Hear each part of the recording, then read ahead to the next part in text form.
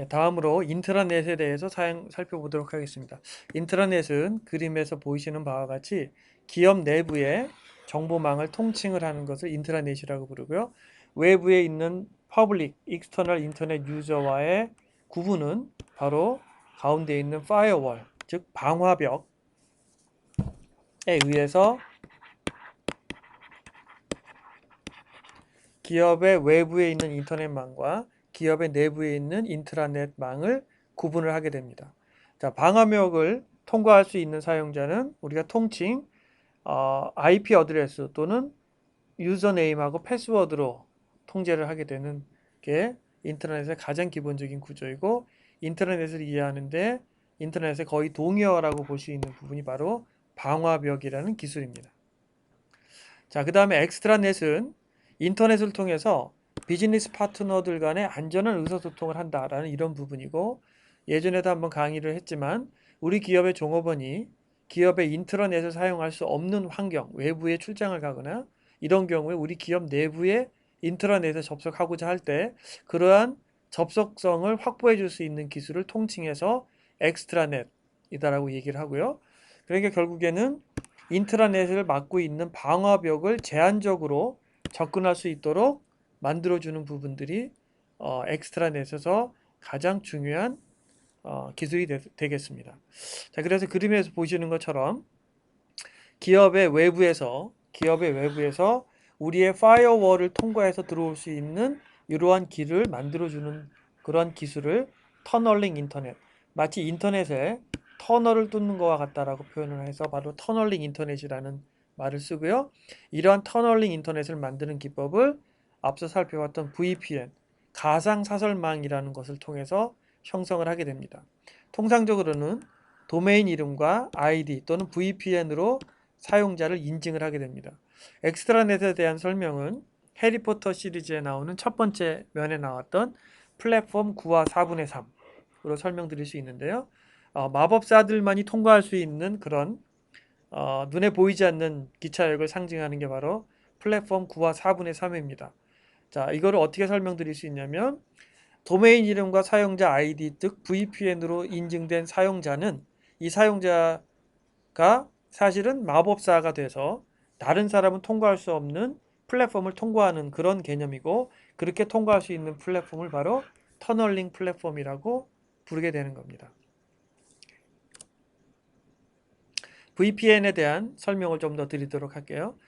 VPN 가상 사설망은 외부에 존재하는 내부 사용자들이 안전하게 기관망, 여기서 말하는 기관망은 우리의 인트라넷이 되겠죠. 인터넷에 접근할 수 있는 채널을 형성을 하고 접근을 제어할 수 있는 기능을 갖고 있는 솔루션을 통칭해서 얘기를 하고요. 가장 기본적인 기능은 사용자를 인증하는, 외부 사용자를 인증하는 기능이 있어야 되고요. 또 하나는 주소 관리 체계입니다. 사설망 주소의 비공개성인데 사설망 주소의 IP 어드레스를 외부가 공개하게 되면 그 IP들을 직접 쳐서 외부에 있는 사용자가 악의적으로 접근할 수가 있겠죠. 그래서 내 사설망의 주소는 철저하게 비공개적으로 운영이 됩니다. 또 하나는 혹시나 모를 데이터 보호와 네트워크의 진입을 차단하기 위해서 모든 통신의 내용은 암호화를 시켜주게 됩니다. 이러한 암호화를 위한 암호화 키를 생성하고 갱신하는 역할을 해주게 됩니다. 기본적으로 VPN 프로토콜의 가장 큰 특징은 바로 터널링이라는 기술을 이용을 하는 건데요. 터널링은 데이터 전송 시 패킷을 캡슐화하고 이 캡슐화된 부분에 첨부된 헤더에 라우팅 정보를 집어넣어서 논리적인 경로로 패킷을 송수시라는 기능을 바로 터널링 기능이라고 얘기를 합니다. 이 캡슐화에 대한 부분과 라우팅에 대한 내용은 그 다음 장표에서 설명을 드리도록 하겠습니다. 인터넷에서 정보를 송수시하는 가장 기본적인 단위는 바로 패킷이라는 단어입니다. 패킷은 소포를 뜻하는 뜻인데 원래 소화물을 뜻하는 패키지와 덩어리를 뜻하는 버킷의 합성어고, 통신에서 특히 인터넷 송신에서 데이터를 송수신하는 가장 기본적인 단위를 얘기를 하고요. 표준에 따라 다르지만 하나의 패킷을 128바이트로 만듭니다. 자, 패킷은 파일을 128바이트 규모로 아주 잘게 쪼갭니다. 그래서 이게 한 조각이라고 생각하면 이게 하나의 패킷이 되고요. 이 패킷의 앞에는 헤더라는 내용을 붙이게 되고 뒤에 테일러라는 꼬리를 달아주게 됩니다. 헤더에는 데이터가 어디로 전달돼야 될까에 대한 데이터에 대한 전달 주소와 순서가 표시가 됩니다. 하나의 파일을 수억 개의 패킷으로 쪼갰기 때문에 이 패킷이 예컨대 1000개로 쪼갠 것 중에 5번째 이런 형태의 순서가 기록이 되어야 될 거고요. 이 꼬리에 해당되는 테일러에는 에러 정보가 포함이 됩니다. 그래서 인터넷에서 데이터가 전송되는 방식은 요게 데이터를 보내고자 하는 A가 원천이고요. B가 데이터를 받고자 하는 종착역이라면 일반적으로 이렇게 작동이 됩니다. A에서 패킷 하나를 전송을 하게 됩니다. 패킷 하나를 전송할 때 요 세 개의 가능한 서버 중에서 어떤 것을 선택할까는 그 당시 서버의 트래픽의 상태에 따라 틀립니다. 예를 들어서 첫 번째 패킷은 요 서버를 선택했다고 그러죠. 그러면 요 서버는 요 패킷을 그 다음으로 어디로 보낼까를 결정을 하게 됩니다.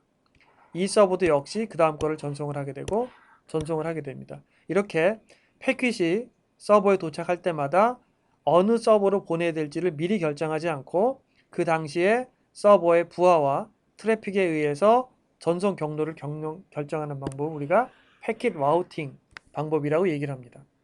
자, 패킷 라우팅에서의 가장 큰 장점은 서버의 효율을 극대화할 수 있는 장점이 있는 반면에 가장 큰 단점은 순서가 빠른 패킷보다 순서가 늦은 예컨대 6번이나 7번 패킷이 B에 먼저 도달할 수 있다는 내용입니다.